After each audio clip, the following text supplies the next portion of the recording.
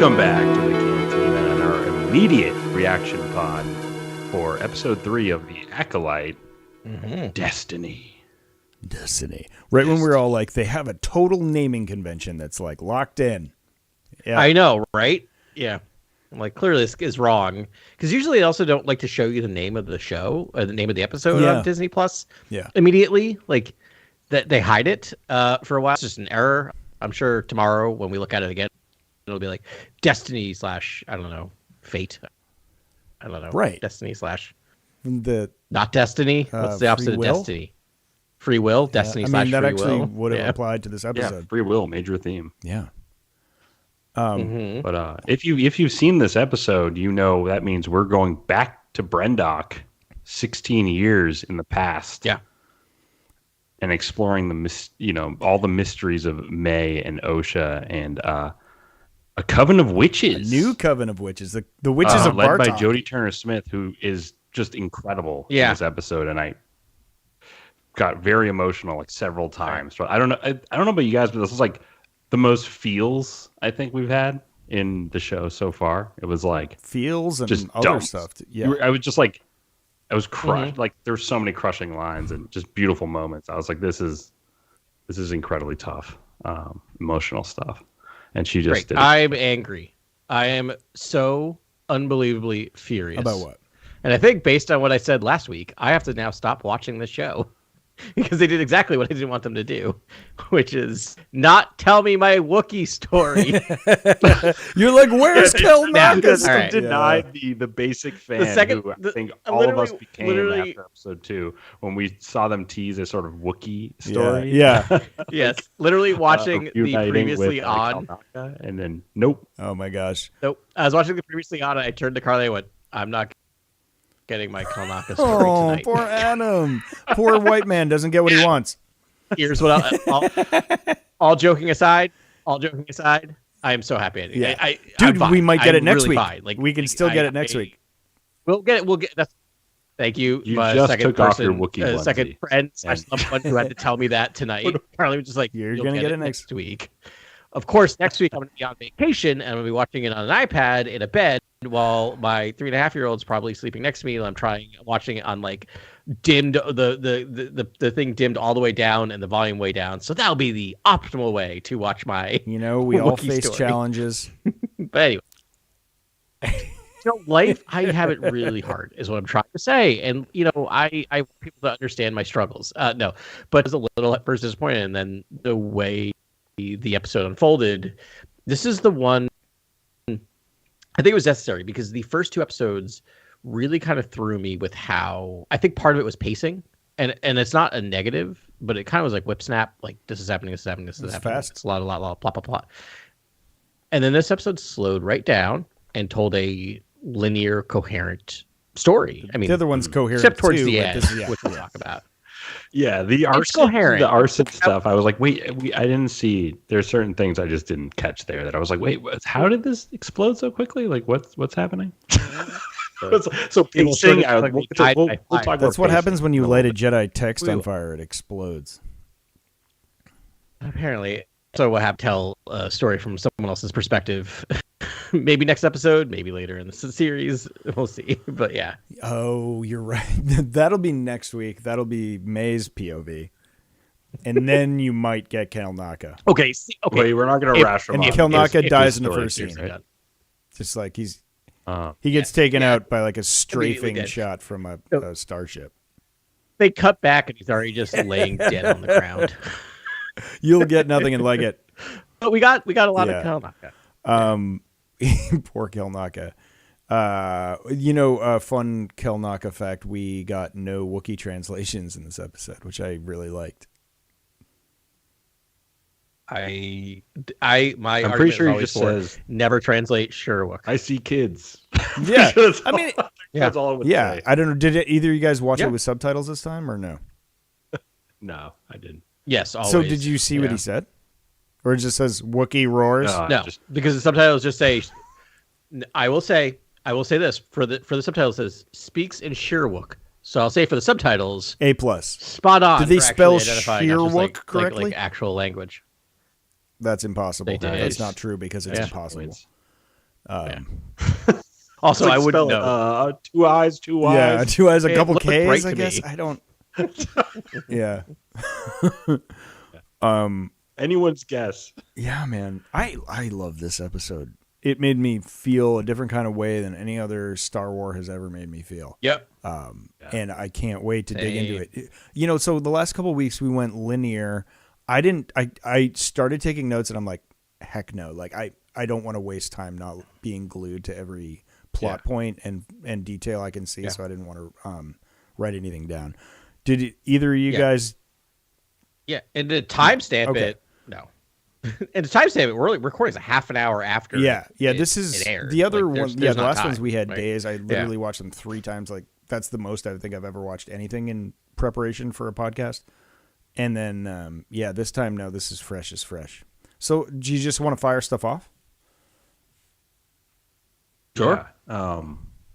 Cool. Pretty cool to see Force users outside the Jedi, like a coven, like collective of Force users. I thought that was super cool. Yes. Like, and I thought it was really well done in that, like, Ahsoka with the sort of the night troopers and some of the magic used there. I was like, I like this a lot more. I thought it was just the magic, like the Force energy just worked for me. I don't know. So I just thought they crushed it in terms of like introducing us to a new faction. Yeah. I was a little surprised at the word witches. Coven, I was like, go on. And listen, I love witches. They gave Donald Trump COVID. I love them. But I kind of wanted for a little more special name for it to be like, but wink, they're witches. I guess she just had to be like, they're witches. Just believe me. Like if you've got a coven, you're witches. Like you could call yourselves right. But you felt like the Force was flowing through them, whereas like I don't know, it's a lot of like external magic being thrown around with the other sort of like with the magic that the Night Sister magic. They have like their own kind of version of it. It's like the weave. Don't you just like very actually? Yeah, the Robert Jordan. Red, right? Yeah, they call it. They keep referring to the thread, right? You pull the thread. The thread is capitalized, by the way, in subtitles. Right. Like the Force is capitalized. So, so I mean, I kind of assumed that these are because they talk about being banished in this episode.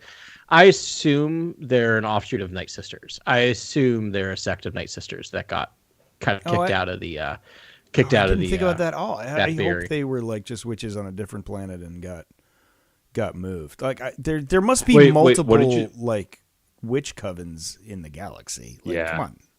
I would assume, but if Star Wars taught us anything, it is that they do not like to branch out to other. It's such a cynical point of view, Adam. That got banished. Why? What would teach me to be cynical about? Just because all the witches we've seen have been to the Mary. Okay. When we were first introduced to Korra and Mother, happy to be wrong. I thought they were like Jedi who had left the Order.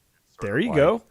Began their own like society of Force use. I love something, and I was like, this could be a cool story. But then, like they just explored that this was its own unique coven, I was like, this is very cool as well. And I like that I guess are on the move. They're kind of they're moving from they left their last planet, were forced off it or something, and then they're now here, and it's kind of like an on the run sort of situation. And I just thought it was so good. Like I loved it. I was like, this is awesome. Yeah. No, it was. I loved cool everything that they. Yeah, I won't just give all the credit to Leslie Headland. We'll just call it the royal they.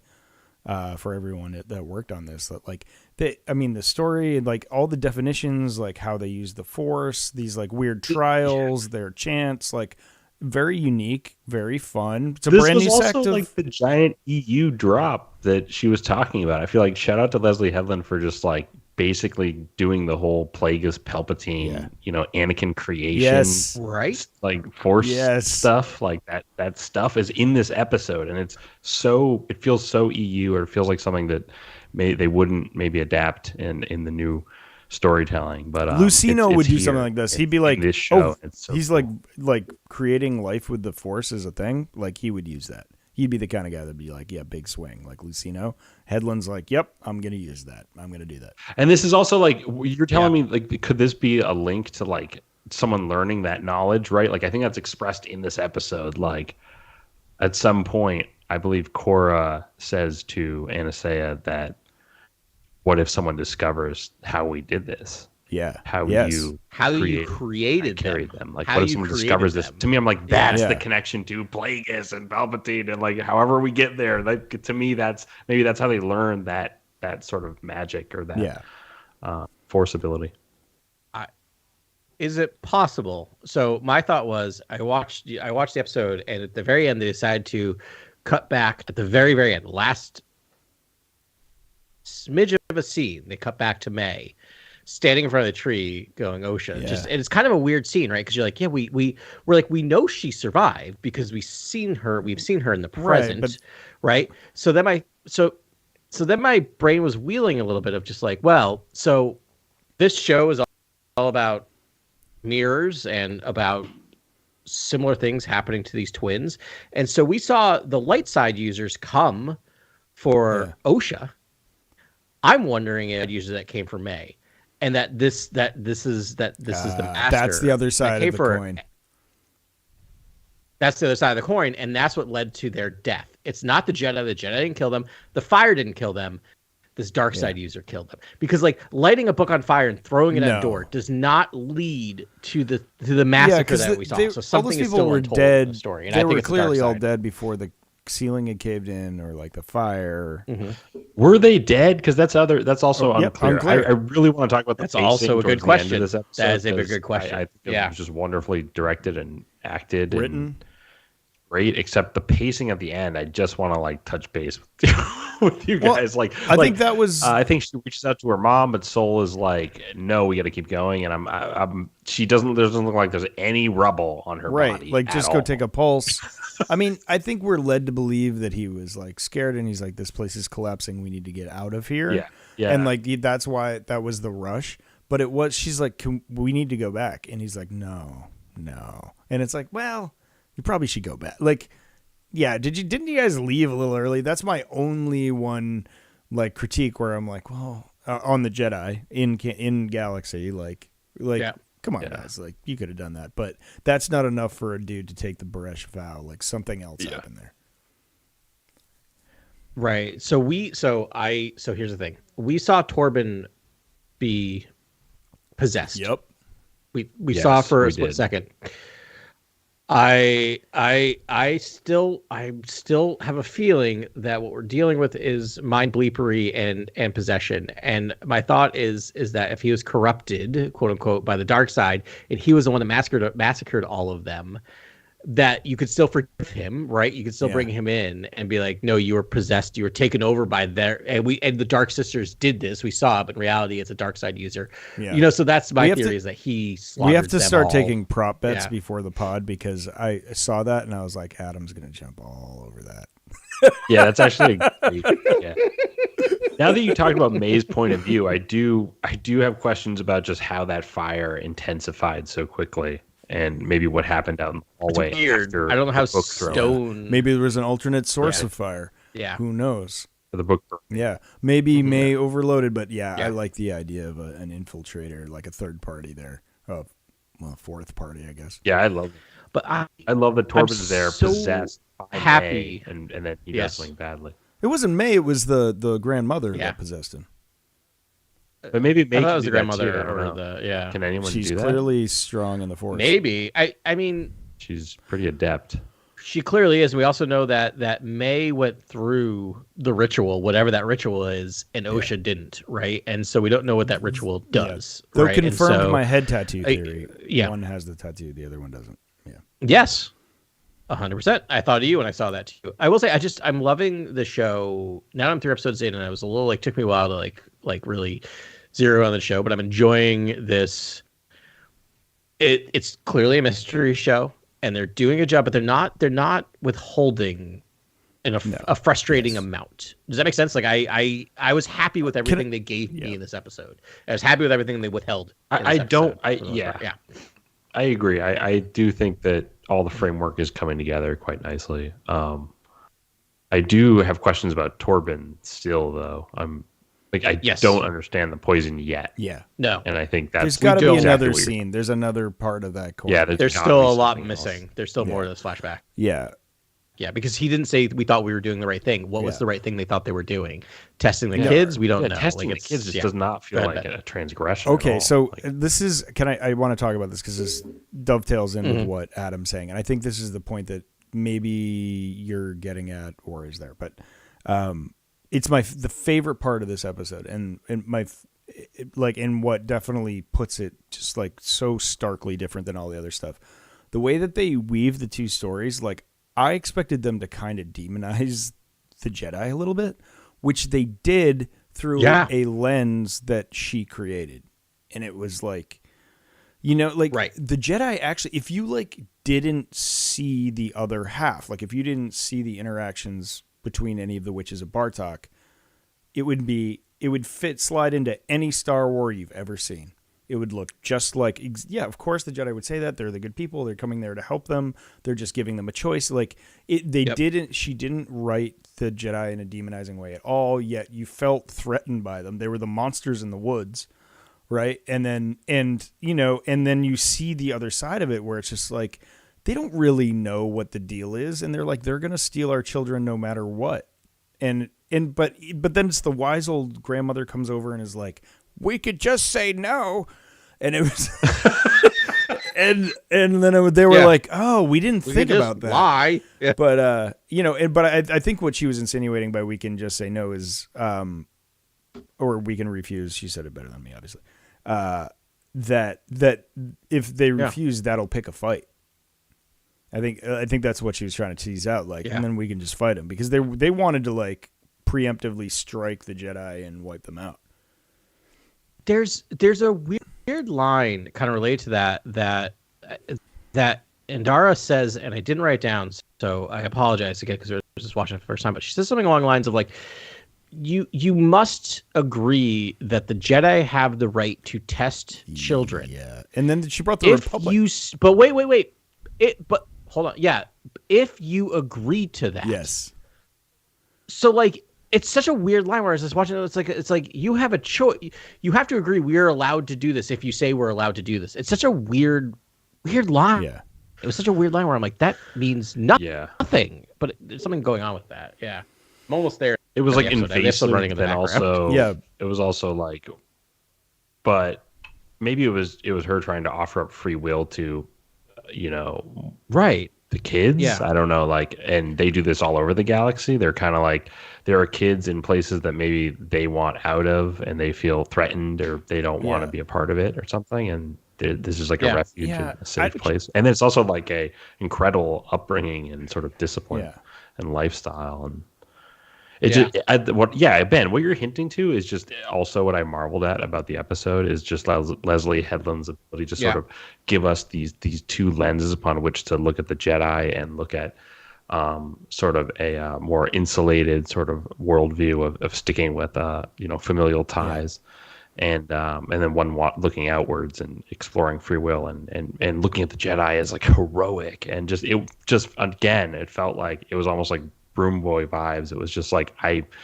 felt a really clear message in just how they were depicted and as just purely heroic, which I loved. You guys know that. It was incredible, to see just how they interact, and it was kind of a lot of the dialogue has been sort of just on the nose, and they are just explicitly, saying their motivations and what they feel at the time, and so you're learning a lot about the Jedi. But it's a very mature thing for an 8-year-old to be actually, I'm looking inside myself right now, and this is how I feel, despite the way that's very. You don't get 8-year-olds do that much. No, and I think so. A couple of things. I've always been very conflicted about the whole Jedi child stuff. And as I think most people are, and not in a conflict. I think it's bad, but I'm trying to figure out how to do it. And I think this episode did such a good job of handling that in a way that I was just no, I'm cool with this. I fully believed if the blank didn't hit the fan that they would have taken Osha and left May. I felt like that's probably what would have happened. They would have respected the decision of the children of that. Part of what I run into, and I've tried to talk myself away from, is in this episode, they asked an 8-year-old to make a decision about the rest of their lives. Yes. Right. But now, granted, the child's connected to the Force and is much more mature, and there's like, you could argue there's the Force stuff going on there. But what else, Ben? I mean, in this instance, I'm like, no, I think that's pretty accurate. Like, I felt that, like, from the early scenes, there wasn't much of it. It was like a scene and a half between Osha and May. Osha knows May is a sociopath. That thing with the butterfly. And she just wants to get away from that sociopath. That's what I think's going on. Like, she's... and the witch and all that, but like, so I mean, part of her gripe is like, why are we the only 2 kids? Like, when she finds out there's other children, other places that she could hang out with, she's like, oh my god, because the only person her age is a sociopath, and she's just trying to live her best life. Am I wrong? Sure. No, I think you're right, and I think it's a. No, I think you're 100% right, and I think the storytelling helps quite a bit in this, right? Because by the time you get to this point, it feels like Osha's being rescued, right, by the Jedi in a way, and asking for it. I also think the other thing that makes a ton of sense is aging them up, because like I think of Soul saying like, I was a 4-year-old. Like, imagine doing the same. 8 years old is a magic number, and making them 4. Like, you can't do that. 8. I know, and so it connects to that as well. So it makes a ton of sense. And no, I think like. This is the first time we've actually, apart from like episode 1, which is its own thing, that we've actually got actual story of a child being taken by the Jedi, right? Yeah. And I think it was handled masterfully. Where I'm just like I'm with it throughout the entirety, and like you said, Ben, I'm with everyone's perspective in it, which I appreciate. But they are a little terrified. Is she taken or rescued? Like, it's unclear. You know what I mean? Like, it's almost like they think everything's been destroyed. Well, even if you're rescuing someone, yes, but I meant before that. They were gonna take her. If she wanted to do it and the mom allowed, she asked to go. Yes, if she asked to go, okay. Still, nonetheless, taking her. I'm not saying taking her forcefully or wrongfully, but like, okay, they're going to pick her up, put her in a ship, and fly her away. Yeah. Is that better? Like, I was ready for that low hanging fruit scene of just her naming off everything that's going on the data pad, and I was like, just power level 9,000 stuff. I was like, it was that because she was like saying different things than what was there, even though she knew what it was. I love that he caught her in the lie too. That was such a fun scene. It was so good. Yeah. She's like that was not a mountain. And that was good times. I appreciate it. Man, that was, I don't know, all of just the way that they did that. I thought was it also fantastic. captured like the childhood dream of being a Jedi, right? It was like, yes, I want to be a Jedi. I was there with her. Yes. Like, that was the moment where I was like, your tear ducts go wild in that episode. Yeah, and I feel like Soul sensed that he's like, you want to hold my lightsaber, which is gross. But you know what I mean? That was like, a weird scene. No, I thought it was cool because because like everyone, like she's looking at him through the woods and she's like, oh, do you think everyone gets a lightsaber? I was scared. I would be. She was going to activate. It was like very Porg-esque. I was like, is this going to be activated in the wrong direction? Okay. I was terrified. Yeah. Don't give that to I a was the same way. I was just like, it's weird handing a weapon to an 8-year-old. I guess it's a shield. The other thing, it's a shield that can take your head off. The other thing that was weird about that scene, that was the most I will say that was the scene I bumped up against. I felt the most writerly because, like, literally, why can't I think of her name? It's not. Oh, it's Coral. Coral. Yeah. Says Coral. Mother Coral says, "Shut your mouth, or else." Says, "Shut your mouth, or I'll slit your throat." And he immediately reaches for his lightsaber. Yeah, poor timing. Yeah, and has a look on his face, and I'm like, so that was weird. That was very weird because either one of two things happened. Either he reached for it defensively and angrily, and then like I meant to pivoted, do this. Right? So, which I'm like, maybe there's that, or he just like, oh, this is a good idea. Someone just threatened me with physical violence. I'm going to reach for my gun. But again, remember we talked about. I just remember in the last episode, right? We had in the last episode, right, or the first episode of the season, we had I can't remember his name now. We had the other Jarl. Yord reach for his lightsaber, right? Yord, right? So we have we have this weird. A couple things have happened so far where someone reaching for the lightsaber, trigger happy in a bad moment, even if it's not meant to be conveying that. Like, I feel like this is like foreshadowing some real nasty stuff. Yeah, I love that when they came in, it's like, you come before us armed. And it was like, you never really think about that. But, I mean, there is precedence of Jedi have to relinquish their lightsabers. Well, Obi-Wan takes an arm real quick in the cantina. Real quick. Yeah. Yeah, that's right. That was like not even a bar fight. That was like a bar quarrel. And he was like, I'm going to take your arm. He's just like, fling. But, whoopsie daisy. The arm. Was that your arm on the ground? The arm has a blast. The arm has a blaster, though, right? I don't think so.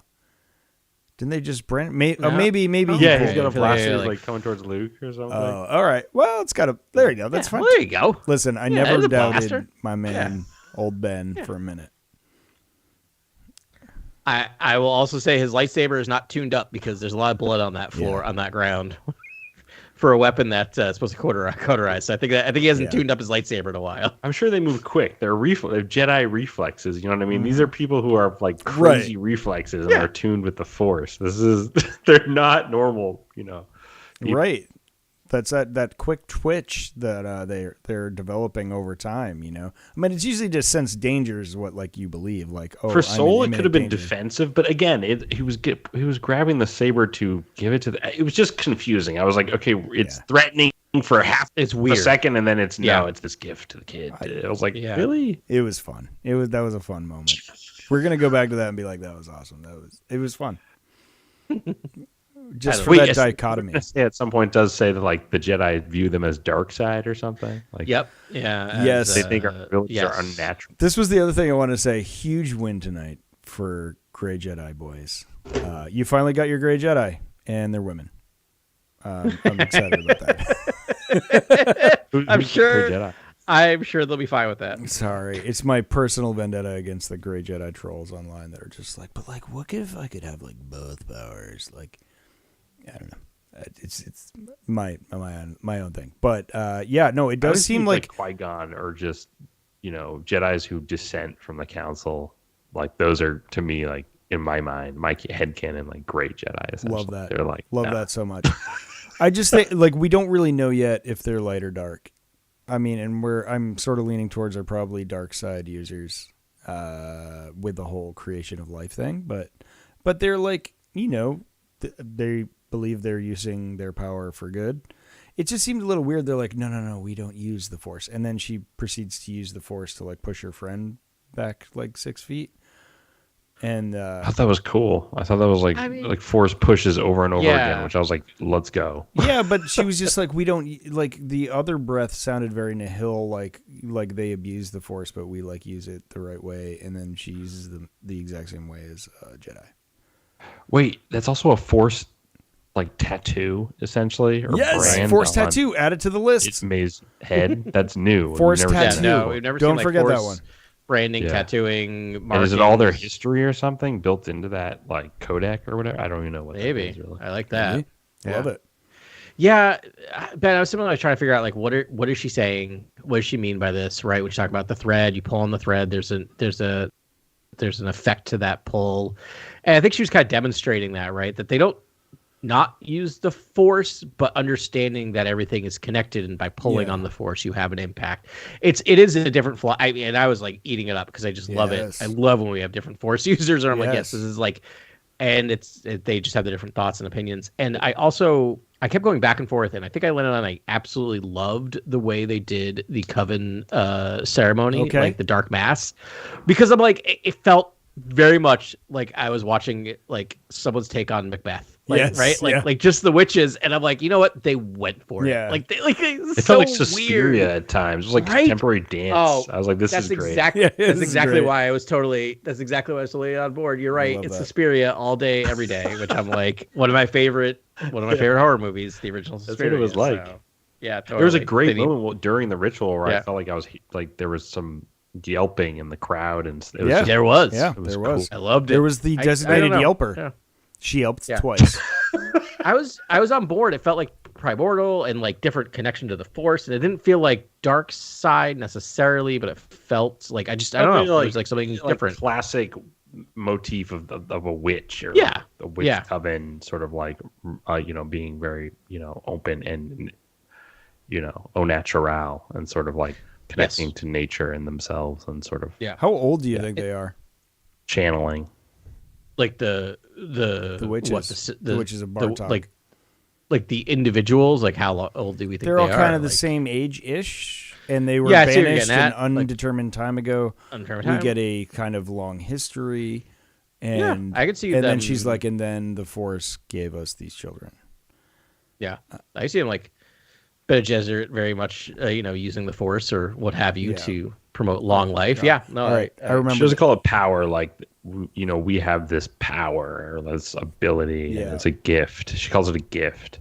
Mm-hmm. And in that moment, I think you do see that there is a bit of sort of power hunger in what they are practicing. But at the same time, it's also just feels like it's just as it should have just as much a right to be a sort of major, religious faction in the galaxy. And I don't think the Jedi should have jurisdiction over, what they do and stuff like that, or take their kids. Like that was taking their strange, kids is a lot. It's just like they just want to be left. But then alone. they like explicitly are like, we do not take kids, and I was just like, okay, like I don't know if we need to even say that. Really, I know, like they were invading too much, right? Like if a population you go into, they're like, we don't want it.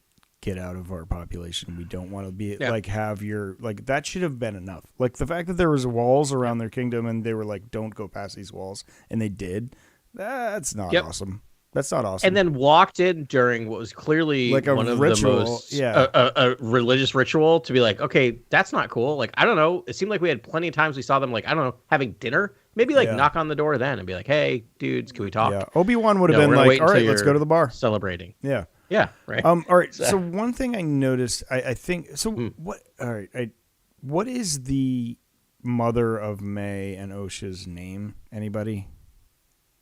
Well, which mother? The one that carried them, or mother that raised Cora carried them. Mother Anastasia created. All right. So Anastasia created.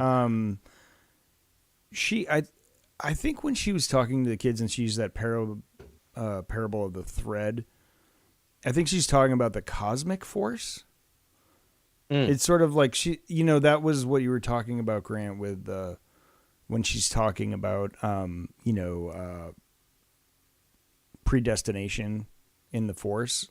Right. Used the right word and I used the wrong word, but and I think that's kind of fascinating. I think she's like, all right, you chose instead of like, we could be in harmony, or you can pull on the thread, and you're deciding to pull on the thread. I think it was a very touching scene. I thought it was a kind of beautiful echo to what was going on with May and Osha in the beginning when they were by the tree, when Osha's like, you take things too far, May. And then the mother at the end is like, you want to pull the thread. Like you basically want to take it want to stretch it to as far as it can go. And you don't know what's going to happen. You might go out of balance or something. Is maybe the fear. Yeah, like if you think of the force as a loom, and it's like if you can pull threads like over here and over there a little bit, but if you pull too hard, you'll snap the thread, and then that could lead to chaos. Yeah, that's why their force push sort of ritual was interesting, because it's like they pushed each other back and forth, and like. Then it dissipated or something, and they were very like they just kept the force in check and understanding it's a sort of chaotic sort of system upon which to shift the galaxy, in certain events. I just love this episode. I thought there was a lot going on. I want to watch it again. Like this is an immediate reaction pod, so like I'm sure we're gonna dig into this episode a couple more times, especially because it's a whole new faction that we didn't really get I always want to see the faction again and again and see Cora and analyze her, tattoos and like just be like, what's going on here? I want to know about all the different witches and what's happening in this coven. You really didn't get a name for the coven, essentially. I'm naming them the Witches of Bartok because that sounds like a pretty cool name. The Witches of Brendok. Oh, Brendok. Sorry, Bartok. Yeah. Brendok. My bad. Thank you for the correction. The Witches of Brendok. Brendok Witches also sounds good too, but the Witches of Brendok. That'll fit better on a softball T-shirt. Yeah. No, I'm actually really glad they did the jump back here. In like, I think if we had one more episode when they kept referring to what happened to Brendok and not showing it, it would have felt frustrating. right? And again, they have not showed us really what happened. They still haven't showed us what happened, right? They really haven't. Yeah. I think it had to be the card flip after a Jedi poisons themselves. I was like, okay, Yes. I need to know what drove Jedi to. But this is like a magic trick because we think they gave, like, at first you're like, oh, they gave us, and then you're They like, really didn't no, give us anything we didn't didn't. know. Yeah, they didn't Like give you us said, the there's Torben, still the most dramatic thing. no. There's understand. still zero explanation for why Torben would willfully kill himself over this and take the bear's vow, which again I love. Yeah. I love it. I love this because you're like you feel satisfied, and yet you're like, oh, they didn't give us anything. I'm hooked. I have to keep watching until I understand why he did this. The other wild thing is like the time delay. It's like, congratulations, Osha, you're a Jedi. Great. She does 6 years and then bails. Like not immediately. She does this is another huge pacing thing I have. Okay. Yeah. So they say she's mourning. She's in a state of mourning, and then she will never like feel bad about it ever again. I guess Soul says to her at one point. Yeah, that's a lot. You'll never feel this. You'll never feel this way again. She never really could get over this incident. Or I guess it's the fire and everything haunts her, and that's why she left the order, like essentially. But I didn't really get that in this episode. Yeah. Like I almost needed extra beats of like seeing May fall, or like I don't know. Like I just didn't. I was like, is it this? I like almost didn't see anyone die, and maybe they got out, and like, well, she was just rushed out so quickly that I just didn't understand. I don't know. I guess. I don't know. I guess I feel like it makes sense that like she, like her entire good reason she saw her, sister fall into a pit of fire, or presumed. What was really interesting is I feel like what Master Soul was saying is like, I'm going to teach you to lose attachments, and that's why you'll never feel like this again. Like that felt to me like his promise at the end of just like, I will make it so you're never attached again, and therefore can't feel this sense of loss. You're well. That's like my weird thought of just like, this is the attachment bind of the Jedi. Yeah. It's why there's like a super awkward hug. Yeah. It's so awkward. At the end of the episode where he's like, sorry, I stole you're very you. sad. Yeah. I can sense you're sad. So that's I don't go to these lengths of emotion where I feel really sad because I don't really have attachments to most things. There's guilt. There's a lot of guilt going on in that entire scene. Like Soul is acting weird. There's more going on there, as we know. We also he saw May die.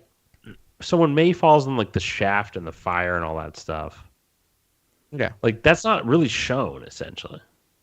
No, it's like very Hitchcockian. It's like it happened. Yeah, it's very because we know because you write yourself in that bit of a corner where you have to make it look that no one would believe that you survived, and yet there has to be a way to survive. I thought Soul was gonna catch Osha and like force hold May and be like, I can't. I did too. Do both. I was like, there was going to be cliffhanger. You wanted Sylvester Stallone's cliffhanger. So, I mean, who doesn't? Basically.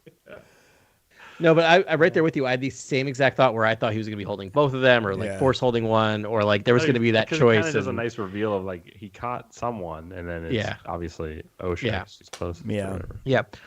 Also, Torben during the scene where May wakes up, or Osha wakes up in the ship, like Torben's standing there, but he's not in focus in the background.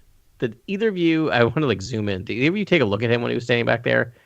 Wait, so after he snapped out of being possessed, he looked kind of upset that like the Jedi didn't intervene and they like allowed that. He was shook. Well, that tracks. That tracks because he saw what's up, and then like ultimately, he was like not really pleased about that whole situation. So that tracks. But they were probably trying to hide him and blur him. Jedi afraid like that was kind of cool. I was like, that is neat. Because like the High Republic was chasing that right away, but they were like, we want to see what Jedi look like. What gives the Jedi fear. I'm watching this scene again, and in the era of high def, everything is in focus, field of focus, right? Like you can just see this. Like if you watch that scene, I'm watching it right now. Torben is specifically not in focus at all. So he's missing that eye. Like, you remember, like, we've seen him all scarred up.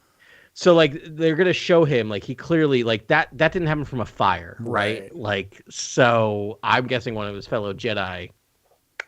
Well, I think he was possessed. I think he was possessed, and I think that's. What if May grabs his lightsaber like she's trying to grab so many lightsabers in the show, and it's just like it hits straight, gets his eye and stuff. There you go. Yep, and maybe that sets him off, or maybe he.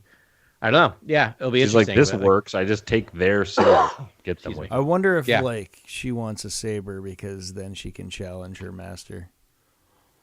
Because she seems pretty strong with the Force. She's no slouch, but I guess she was overmatched by pretty much everyone else. Right. Except for Torben. But Torben let his guard down too, so. Yeah. Yeah. Yeah.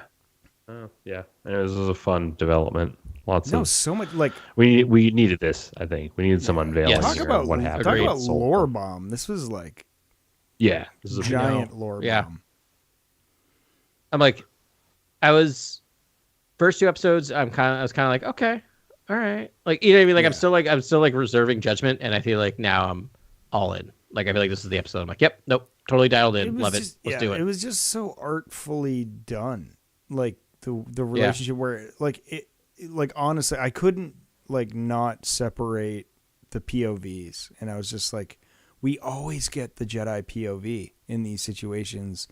And it always looks like if you didn't see the background story, it's like this was the episode that gave you the background story from the other side and like what it really was like to empathize with those people. Yeah. What you're talking about, I thought this was going to go in a way darker direction where the Jedi were basically infiltrating what is a sort of like dark Force using faction that maybe has committed, violence against other citizens of the galaxy, and the Jedi are just simply enforcing and they're just minding their own business and creating human beings from the Force. Right. That's all. Yeah, that's nothing wrong with that. But who's to say that's their magic or their whatever they've discovered? Right. But they don't even know that. But like, Ben, you're absolutely right. Like, that's, I think what I really love about this is like they're able to thread that needle that should be impossible to thread. Where I'm like, I watch this episode, I'm like, totally get the witch's perspective, and the Jedi still come out in this episode from this perspective clean. Yeah. Right. Like, I think they're clean. Like, I don't think they overstepped. They didn't whatever. Like, it'll be interesting. Like, I appreciated that. Yeah. Yeah.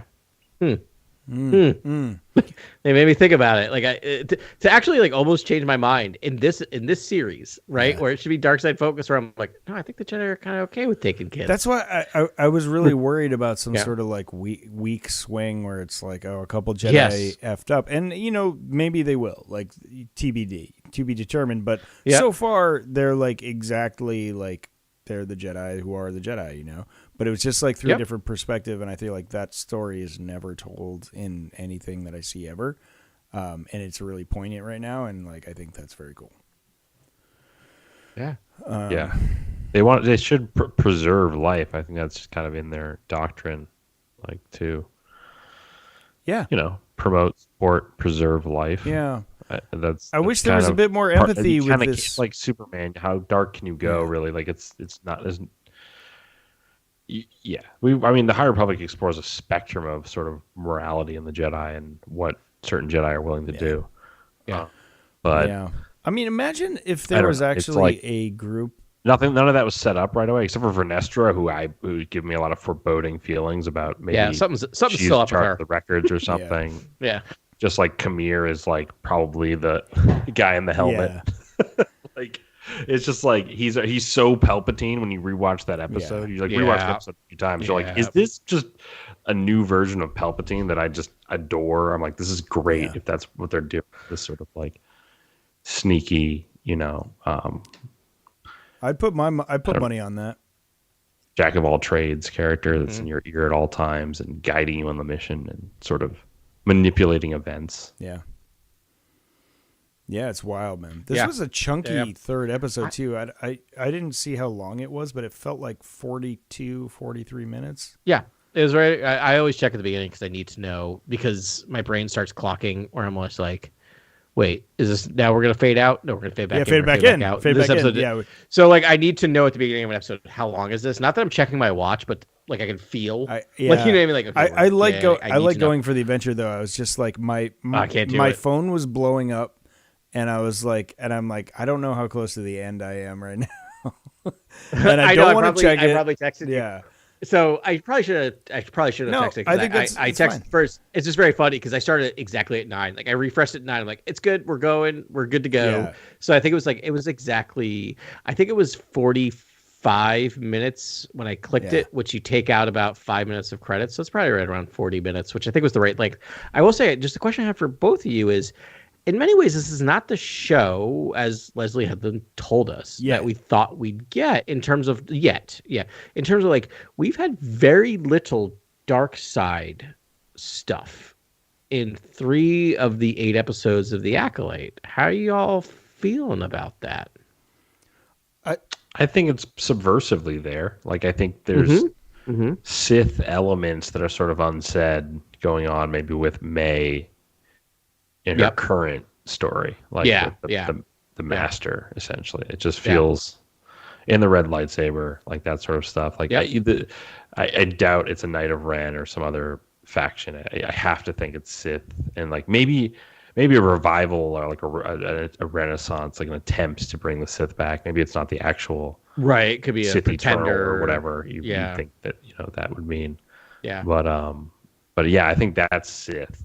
But I think it's just not. We're not there yet. There's going to be. It's a slow build. It's a nice slow build. Yeah, I love that, Grant, and I love the idea that like, if the Sith are secret, and you're a dark side Force wielder, and you have friends who are dark side Force wielders, you're like, we're the Sith.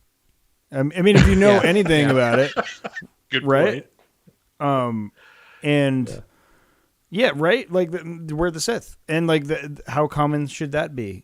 These are the things. Like it's just that part of science for some reason I hang up on. That's just like, no, the galaxy is larger than we can comprehend. There can be in a random sequence of this large of energies, you can get 2 in a row. Like it's Yeah. There's also the pieces of line from Khmer, which is just Sith code essentially. Yeah. Oh, pieces of lie. Yeah. Oh, definitely Sith code. No. Yeah. So, I am. I mean, like, it's just there. What's fun about it is it's like the Andor element. It's kind of like the secret element of the show. Yeah. It's sort of like this clandestine thing that's like, we are not going to get into this just yet, but get ready. Get ready. It's coming. You're going to get a cool it's seated. Sith sort of it's seated in Grant, there. I'm on your team full with he's actually the guy. Khmer is the Khmer. It's just too Palpatine-esque. Yeah, his name's too awesome to not be a Sith. Like Darth Chimera is like. Well, he's gonna be someone. You don't throw that out. So we're aligned in that. Like I'm also loving it because I feel like it's sprinkled in there. It's like we're getting a little bit. I love this idea of like if you're talking about like if it is the Sith, there's going to be cells, right? They're not going to be like terror cells. They're not going to like tell everyone or intelligence cells of like who everyone is, right? So like they don't all like, know May's each other. That's like, racist. They don't know. Like they, exactly. But I always bet too heavily. It's like I play roulette the wrong way. I'm like I bet on a single number. Yeah. You're like what's my time. Lowest odds? Well, one of these days I'm gonna like hit it. I'm gonna look like a genius, even though I was like I missed it 99 times. In a Dance row. like no one is watching. Think, I think it's Sith possession, and so I think they get to get their cake and eat it too. Where it's just like I really do wonder if that mask is just a Sith artifact with a Sith possession in it, and then you get this idea of being able to like, yes, it is a Sith, but it's like a Sith that was resurrected, so we haven't actually seen the Sith. Like I love that. My brain is doing the thing. So like it's very Mommin, right? Yeah, that's layers on layers on layers. I like that, and I mean that's precedented for the show because I feel like they're peeling a lot of layers back, or there's a lot. You of don't think it being Khmer isn't cool? Like I feel. I love it. Could be Khmer, but I don't know. I feel like part of me feels like Leslie Headland. I'm like calling her by her first name, which is clear to me that makes her like prime level Star Wars storyteller. If I start calling you by your first name, like Christopher Nolan, you just say the full name. It's Leslie Headland. Creative, you deeply respect. Like Leslie Headland, I feel like respects old EU too much to F around with it too much. Even though I'm fine personally, like I'm fine messing around with it. It's fine. I'm not. But like everything she says, that it feels like she's not going to mess around with Darth Plagueis and all the other ones to introduce a new Darth in this part. So I feel like it's got to be this like side thing, right? That like I'm we're still not hopeful actually. it's like a weird Sith species or something like from the EU. You guys are so hardcore. MMO. I love it. Great. Because I love that. me, I love that so much. Never going to happen. Makes sense for May, who I think wanted to belong to family, and that could be all about blood and family, and the Sith doctrine being this magic that's come through that this person's family, and he'll teach it to the acolytes. The acolytes can learn about it, but they're hopeful, have to earn his trust. I do love that idea. Like doesn't whatever. it feel I don't know. like if we're telling us like old school, like it almost feels like puritanical. Like this whole episode felt like the Crucible or like something else, right? So I feel like you're almost like someone. Here's the thing: I don't want to take the power away from the witches, so this may be reductive, but like this idea of just like not that they sold their soul, but someone like promised them like, oh, I can give you what you're looking for, and taught them this, right? Like maybe a Plagueis or someone else, like use them as a way to test this idea of it could be just life. like what Ben was saying, they're like fringer sort of dark side Force users just hang out, and there's little Sith collectives, and there's degens of the Sith community. Sorry, it was a Kilkenny reference for anyone. Toxic, it's just, the toxic little collectives that form. Yeah, it is weird though, right? With like there are clearly Darksiders out there. There's people that understand it. There's people that are interested in it. Okay.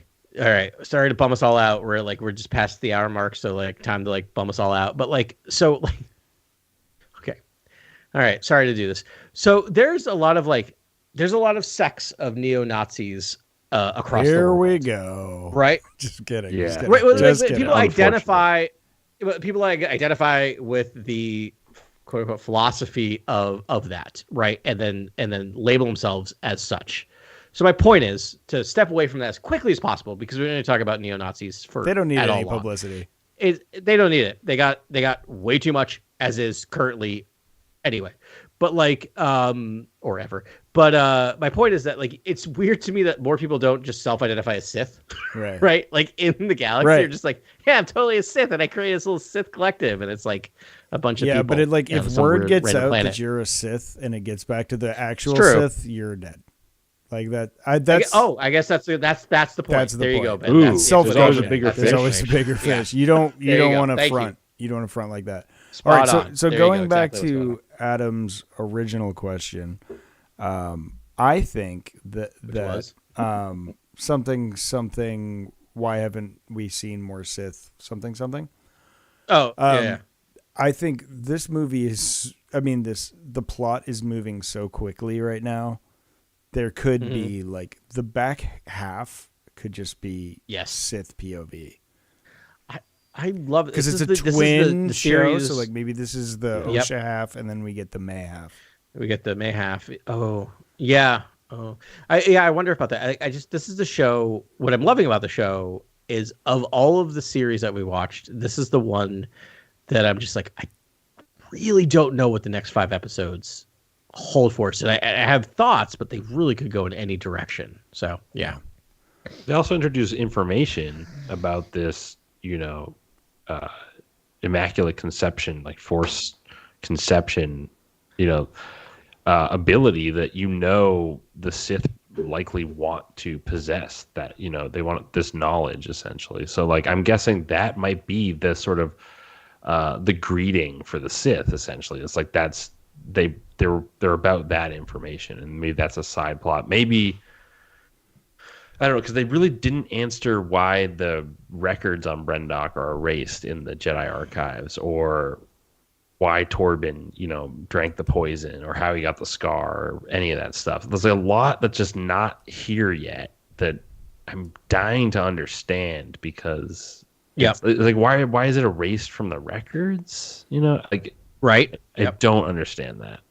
No, there's a lot that has not been answered. Again, it's a larger conspiracy. That's some deep state stuff. Sorry. There's a line from the trailers where I think Vernestra Rose says that there's something bigger going on right here, and she's very politically minded about this situation. A very damage control mode for Nestra, which is wild. I keep getting the feeling from the show that, and it's basically exactly that line, and everything that Leslie Headland has said is just like I feel like there's a level that we're not aware of going on in the show, and so we're going to get exposed to it right now. Go for it, please. Spout a theory here. Yes. The dance, there seems to be some sort of chant going on that's like there's one, and then better than one is two, or something. Then there's the power of one, the power of two, the power of many. Is the chant. I was like, is this about, even if they're not explicitly a dyad and it's said, and I really don't even think it needs to be said. I just think some stories we know it's a major sort of plot element, but I think you're right. Even if they're not explicitly called a dyad, maybe a Sith wants to utilize the twins or something, like try to get them both in one place to do exactly what Palpatine did with Kylo and Rey, essentially, with restoring themselves or gaining ultimate power or whatever.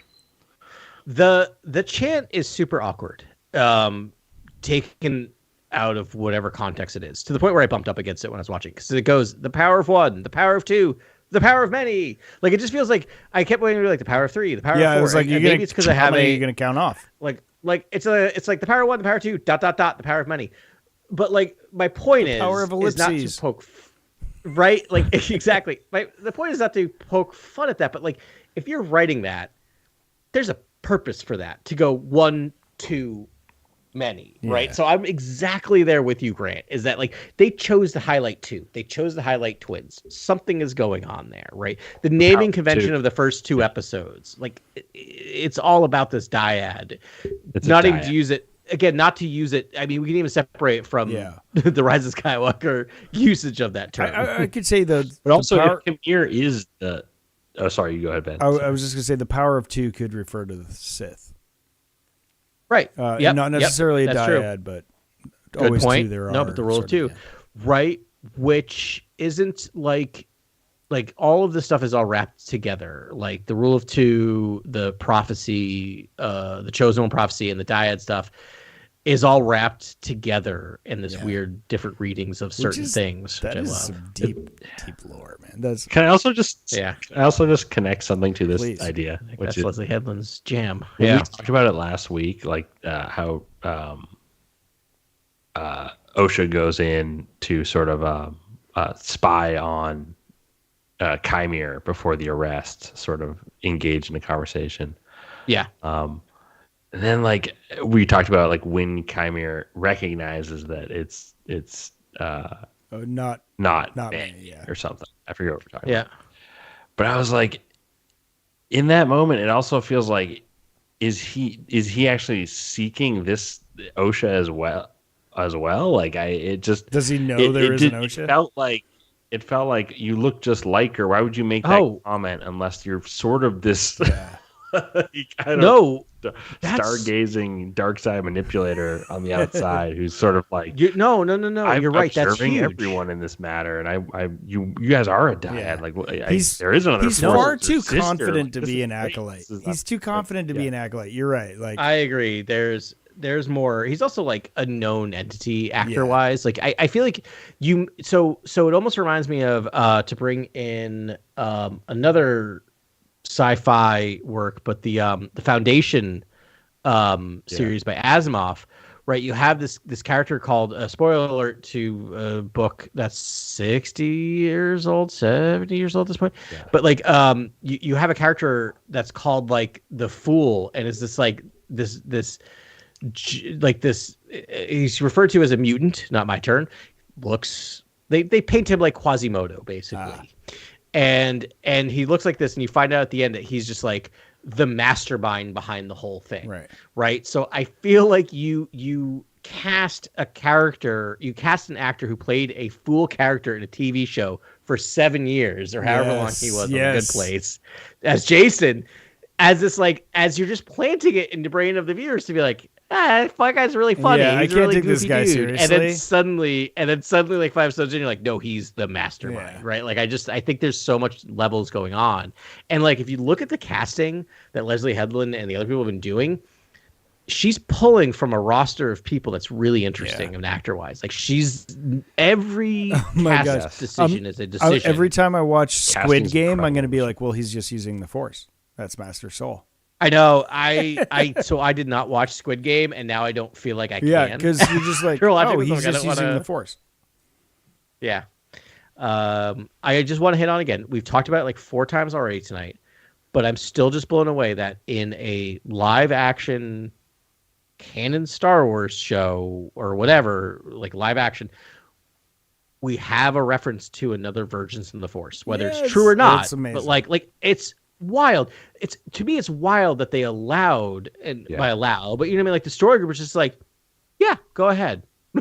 Yeah, Like, this is the one thing I thought was like buried and covered in red tape, and was just like, we don't talk about this, and we leave it a mystery because it would kind of reveal that Palpatine is Anakin's father in a weird way. But it's really just fueling that the George fire. had written this. Like George had just redacted the script like minutes before shooting or whatever. And it's like he was explicitly going to be a father-esque character to Anakin, and then it was taken away and left a mystery. And then the Plagueis books like doubled down on this idea of creating life with the Force. Yeah. But then technically wiped out a canon. Yeah. Like those technically are canon. But it fueled the debate, now. right? So now we don't really know. Was he made with the Force? We know that Sewell kind of teased that in the Darth Vader comic. Yep. But or was it a pure Vergence? And that comic does beautifully, right? Where it's like it could be this way and it could be that way, but then now that you know it actually exists, this like ability, like to what Adam's saying here, this is could have been huge. If it's not going to be a slight rug pull, right? Like again, we don't know. I hope they give us this like that. That'd be really neat to be like, yeah, no, you can create life with the Force. Yeah. It is known. You know, do your own math. I think Filoni gave the antithesis to that, where I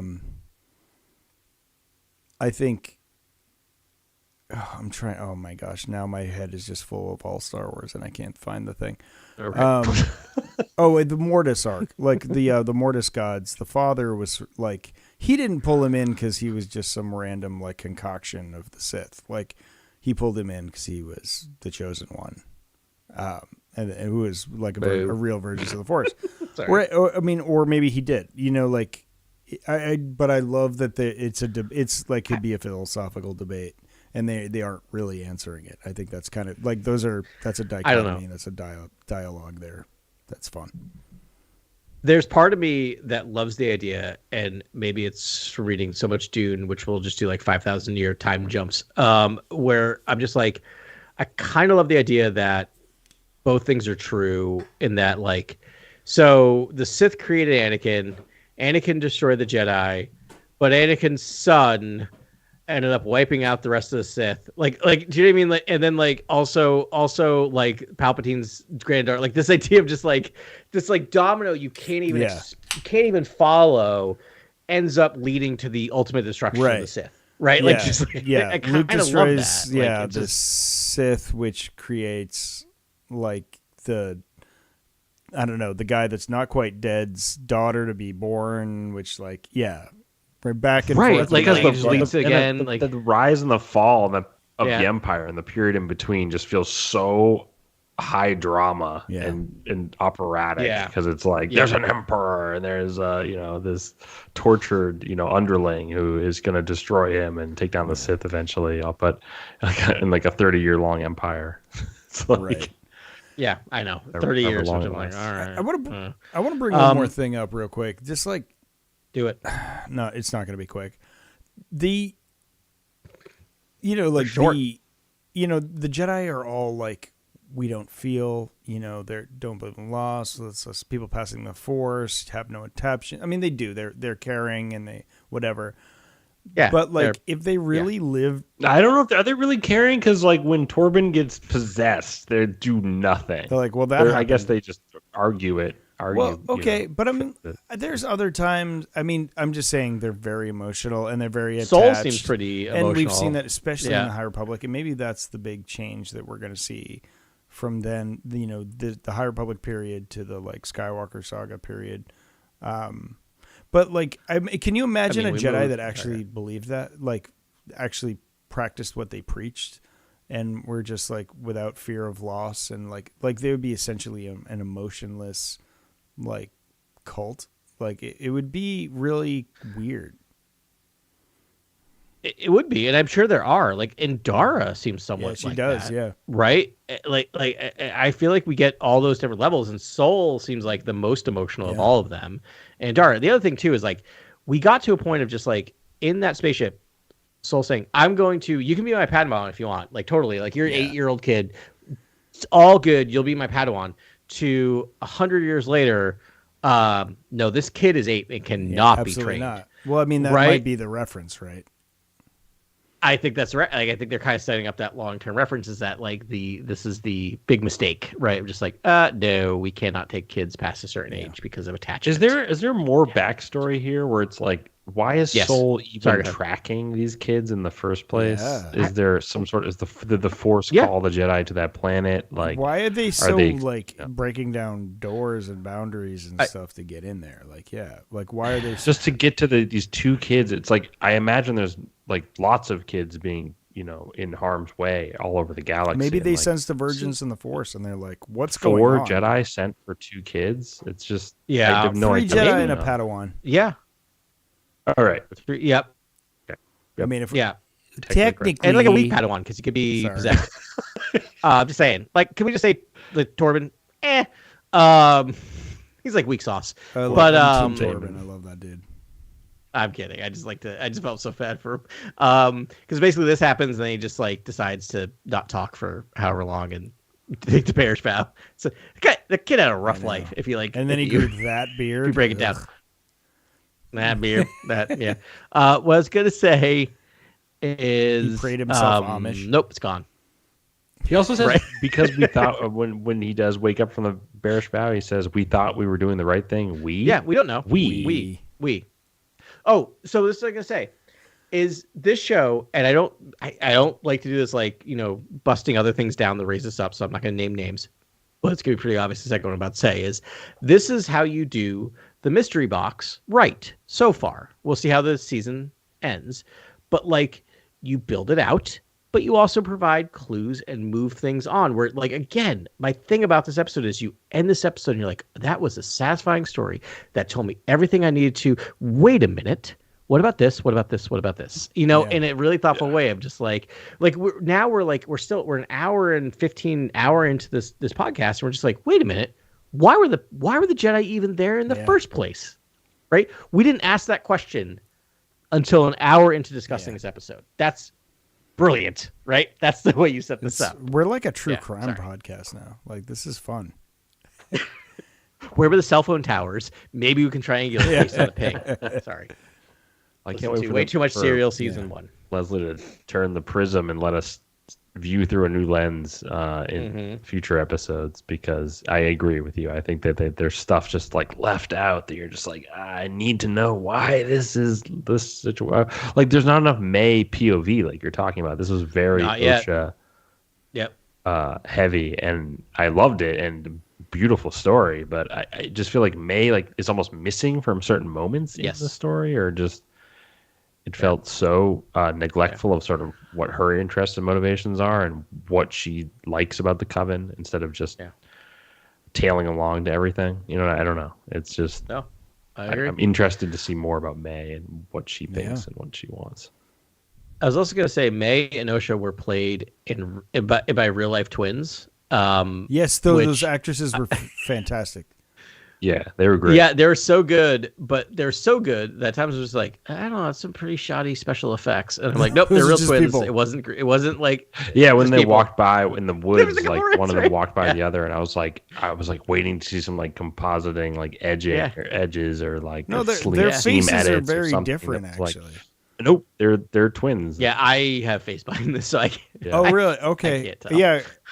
not like legit, but kind of legit. I've taken the test. At a distance, you can't tell, but when they do close-ups, you're like, okay, that's definitely. Yeah, I started to clue in about halfway through. They're like they had certain mannerisms. They were slightly different, and I think beneficial to the characters, right? Like they looked really close, but you could see like, oh, like I was clued in by the end. I'm like, oh, that's May. And that was so fun about the episode, how Osha argues that we're different. Like we're different people. We're unique. Now, and no, okay, never mind. I like there's no chance we got like a twin switch, right? No, because they were. There was a moment where I was like, oh my gosh, he grabbed the wrong person. Yeah, right. I thought too. Yeah, I thought that's exactly what I thought was the fun way to do this now, since there's no other bigger piece to that set piece moment, is like you got the wrong one essentially. No, you would have known. May is. But I think you see to be like later. Why is that Padawan drowning Lothcats like that? No, you would have known. Yeah, there's no way. Yeah. Right. Yeah. Now it's like this. That's what I love about Mystery Show, because now I'm just like, now I'm trying to like put together how this could possibly work. But I'm like, no, stop it now, stop it. But then how does it explain the scene where they see each other on Oleg? Right, exactly. She's exactly. like, oh, she doesn't. And then it also doesn't make sense where like when it was a vision. When Osha is waking up, she's saying May. Yeah. Right. Right. Like it was like it's just all of them doesn't. It doesn't work. Yeah. So like that's what I love about Mystery Show is you just start going down these like corridors and alcoves. But that's so fun. That's so fun. This has given us so much to chew on for like, just I was like, oh, this is going to be the pithy, like Kelnock goes to camp sort of like episode, and there wouldn't be anything to talk about. And instead there was like this 300 kiloton gorilla that like they dropped at us in episode 3.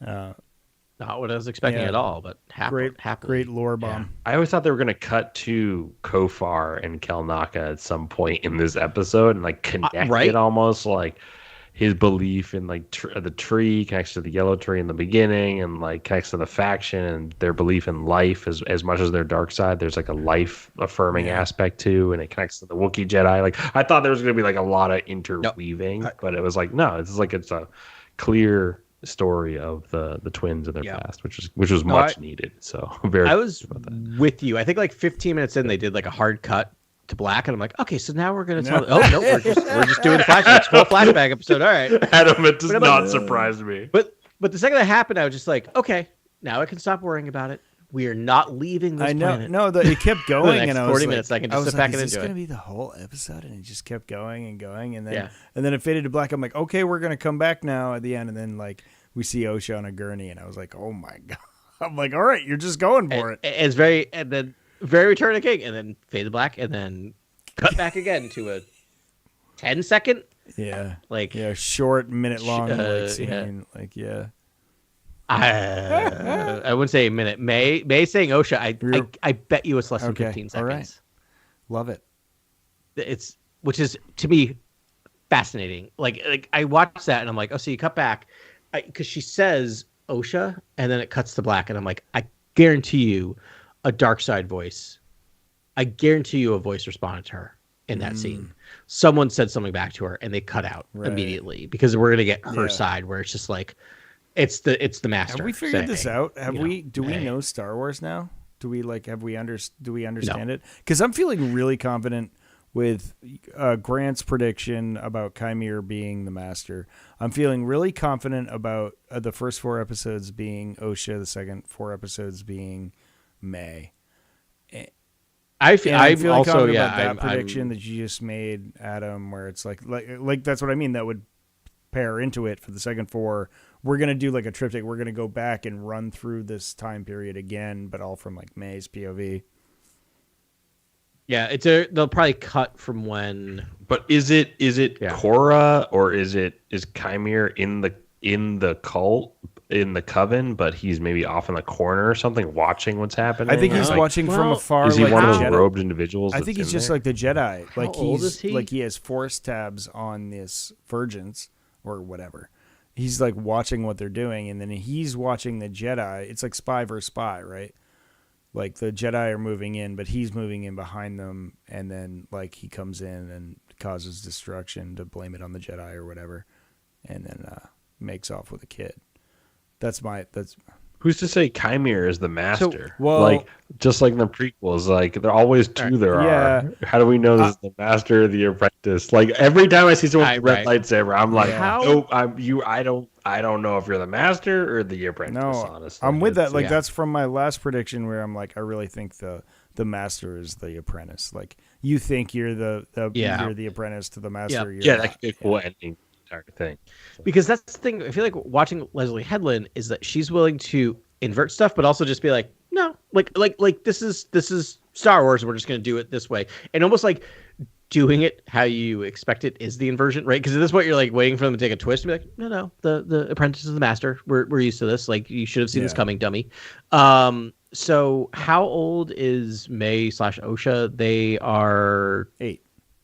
They're 8 plus 16, 24. So 24 when we see them in this. Yeah. So if we go by like real world age of the actor, he is 14 years older. So he would have been 22 at the time. No, he would have been. Who's he?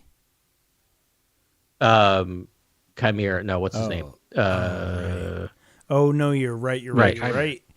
That's I'm so sorry that the masked man. That's a dumb overlook by me, but I feel like a master.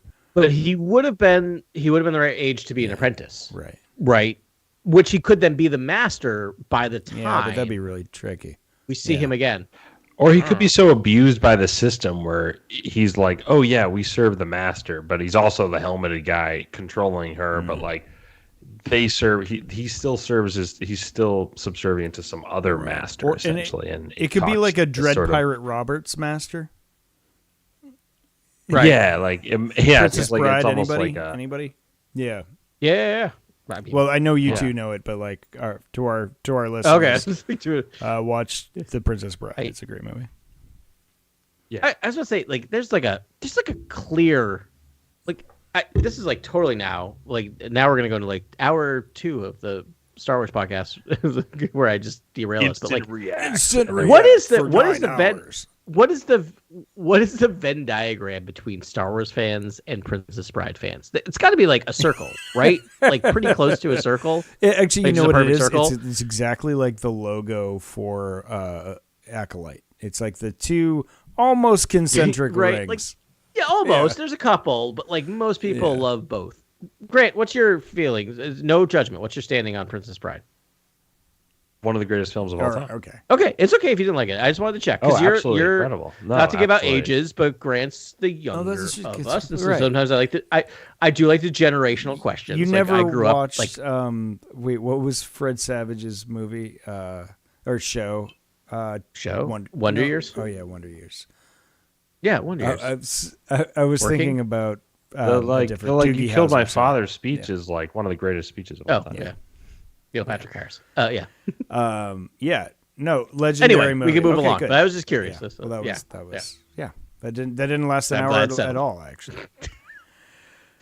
No, but it's now the nonsense hour. Yeah. I'm still hopeful for a Plagueis or a Tenebris or some low hanging nonsense. I want a Tenebris reveal in episode 8. I know. Like last episode. Like when they reveal that they're not the master, they're the apprentice. There's a Sith Bith. Yeah. There's someone out there. It's a Sith Bith. It's a moon. So they are talking up how big of a hit this is for Disney Plus right now on the socials, which I'm like part of me is all just like, this is all just magic and nonsense, right? In terms of just like what's a hit and what's not in the era of streaming. It's like whatever's it, they tell us what's a hit. They manifest it. I mean, right? it's probably flatlining before this, so I assume. I don't know. I don't know. The only thing that's hitting my point is just streaming right now is Star Wars movies. Like, yeah, I mean, the numbers shows, that they decide to give us seem to show, but I'm also like they're giving us the numbers that they can just like, boop, boop, boop, here's the numbers. Like it's like, just saying. No. I'm just saying. So part of what I'm saying is that like, boy, it feels like they're setting us up for like, this is a monster hit. Here's season 2. So like, I feel like this might be presented as, oh, you get this standalone thing, and then there's going to be a giant, not cliffhanger, but just like, you get a Tenebris moment of just like, And then season 2 coming in 2026. You know, yeah, like which I'm all for. Like I love it. Like I really hope what they're doing is just doing. And I do think it is doing really well based on the socials, based on everything going on online. Which I mean, who knows what that's worth? But like it seems to be. I made doing the something. mistake of I was like trying to catch up on old interviews with Leslie Headland that came out in the past week. Official interviews. I saw the one with Filoni. That was lovely. Like Leslie Headland is a hardcore. That's how we pronounce it in New Hampshire where I grew up. It was hardcore. She's a hardcore Star Wars fan. She's like, I mean, she got Princess Leia tattooed on her wedding hand. Stop. For everyone else, Ben just said hardcore. Yeah. Sorry, go ahead. Like literally, I had to stop. Sorry, translate power hick to stop. And then you said a word that was equally complex. Yeah. It took me, a New Englander, born and bred. It took me a second to be like, oh, he's saying hardcore. No, it was a very distinct dialect in my town, and it just came from like one guy that just talked like. But like, it was I love everyone from New Hampshire and Tilton, and it'll always be in my blood. Anyways, but we spoke weird and it was fun. We had our own secret language. It was great. It's wonderful. I love New England. It's great. I mean, she is a real Star Wars fan. I mean, like she tattooed Princess Leia on her writing hand to do this. She like gets it. She is just so. She was talking about like one of the interviews. She's talking about she made her own RPG campaigns during the pandemic. Yeah. So she's done exactly what we've done. Like she is our people. I was like, I need to compare notes right now because there are so many factions. She writes her own fanfic. Like, is there a canon symbol for Incom Corporation? Real talk. These are the questions we need to know. Leslie, please come on our podcast. We love you. Oh my god. But yeah, no, she's just fantastic. It's great. But anyway, so I was like, I just Googled them, like trying to find it. Don't do that. Just. I don't want to even give the hate the like publicity, but don't do that because oh my god, the things I saw hurt my heart so much, and it was just like I'm like okay, there's just an underbelly of some very disillusioned people that are just like activated by the word woke now, and it's like it's sad. It's really sad, and I just couldn't believe all. I know. Are you giving air to said toxic? People. I'm saying Star Wars is great and Acolyte's great. I'm just saying it's a thing and it's dumb. I'm just saying it's there. You're right. I shouldn't be saying anything about it. Yeah, we don't care about that. And I was like, okay. We levitate the rock and we drop it right on top of that. It's a reality that's there. And by the way, I'll just say if our listeners know if you're someone who subscribes to those beliefs, you could just turn us off. Can I swear?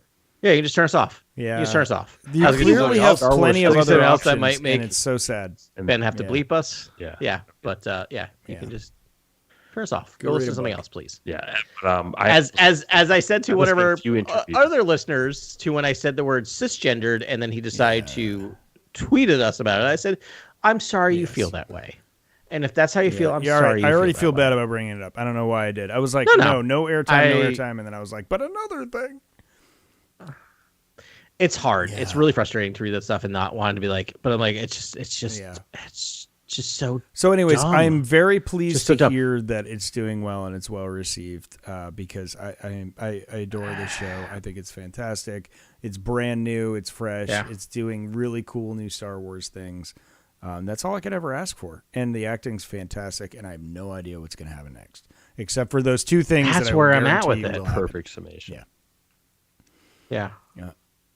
But even if everything happens that Grant predicted, it didn't feel telegraphed. Yeah. Does that make sense? Like it just felt like we had a Grant in our pocket, and he was able to just be like, "It's gonna be this." Yeah. And then, like, honestly, it's about time. Yeah. Because like I love all of Grant's prophecies or ideas and like theories and things like that. It's gotta eventually be real right. talk, man. Yeah. Real talk.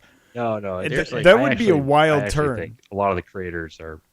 I just come up with brilliant ideas that I'm honestly like just. You have a lot of great take, Grants. Don't sell yourself short, and I always love them. In there, and the wilder they are, the more fun, the more I enjoy them. 100%. Yeah, 100%. That is directly proportional to how much enjoyment I get. Star Wars is a pretty special thing. There's lots to imagine there, and lots that has not yet been imagined. So. There's so much. We're grateful for your imagination and everyone else's. But I don't want to take ownership of any theories. I'm sure lots of people have caught on to this idea, or many of the ideas we've discussed. I don't know. Sure. I only listened to a few podcasts. Thing, it's like, of course, someone is spying on this coven and trying to learn this knowledge. And convenient, the entire coven is taken out. And really, all you need for that, like, again, the tattoo on May's forehead, is this a codec containing this spell, right? I love that idea, right? And like, is that all the Sith need? Is just that symbol and what's ingrained there? Like, to me, there's more going on visually than we're giving credit. So, like, when Adam poses the question, there's hints everywhere. Are you guys confused as to why there's not enough Sith red lightsaber, just like Sith lore, being explored here? And I'm like, I think there is. It's just visual. It's really all motion picture language. That's the difference between Grant and me, because I'm just like, oh, cool tattoo, and Grant's like, I wonder if that's a codec. Is there information in there? I'm just saying. Just saying. Indiana Jones, like, I know. I'm surprisingly dumb about stuff, but no, I love that. Of course, I'm like, it's like you said it. I'm like, oh, of course it is. Of course, the tattoo has meaning. It's like a spinning spiral, like a vinyl or something. It's like or a DVD. Pretty intricate, honestly. She's got a laser disc on her forehead now. A laser disc, yeah. A laser sword disc. Star Wars Laserdisc, the last, the most up-resed version of unaltered Star Wars that you can get is the Laserdisc. Yeah. Dare to dream. Someday we'll. I used to own it, and I don't anymore. Did you have a Laserdisc player? Were you rich? No, in 1999 at the Rentham outlets, there was it wasn't Rentham outlets, but it was anyway, it was there was some garage giant, like, it's a giant flea market. Sure. Someone had the late 1990s special edition mid-1990s Star Wars Laserdisc. No, pre special edition. That's gold. So it was gold. So it. Anytime, and I lost it along the way in many, many moves. I'd never owned a Laserdisc, but I bought it because I'm like, it was like $5. It was $5 because it was Laserdisc. So I bought it because I'm like, this is cool. And it, the Laserdisc looks great. Yeah. It was like a record. It was like an LP. So I just I had it framed, lost it. But like, those things were great because that's the highest up-res version of pre-special edition trilogy. OG. You know how many people trilogy are fighting to create a digital, like, high-quality digital version of the original trilogy? It's the closest you can get. It's still not quite. I think it's at like 720 maybe was Laserdisc. Was it 480 or 720? But it was, not quite, but whatever. It'd be hilarious. Pretty good. It was like 480. Yes. If you have found online illegally versions of the original trilogy that's not altered, generally it is Laserdisc. I have an altered version. I have a version someone cobbled together in the dark web or something. Those are popular. I have those as well. Those are pretty popular. Yeah, where they've the de-specialized editions. Those are referred to as. Exactly. Yeah. All right, we're just pattering on. I'm telling you, it's hour 2. We're talking about random stuff. It could just anything else. I don't want to stifle any creativity here. We wouldn't want to. No, please stop. Anything else? Grantham. I assume that's your full name. No, I have nothing else to add. Far out. This was great. This is really fun. Let's do it again next week. I can't wait. It's gonna be great. I know. I'm gonna miss you guys next week. Oh, it's all you. I'm out. Right. I'm out of town. Oh yeah.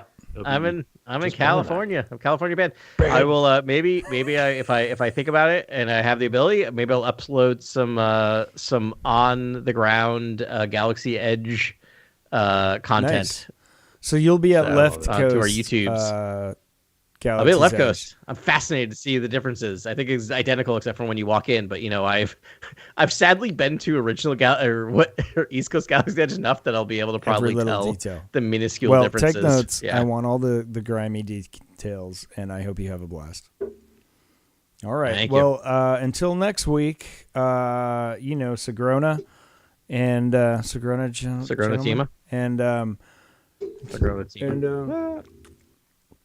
Hope you had a great time at the bar with us this week, and revel in all the fallout of the episode. And then we'll talk to you next week as quickly as we can on Cantina Chronicles.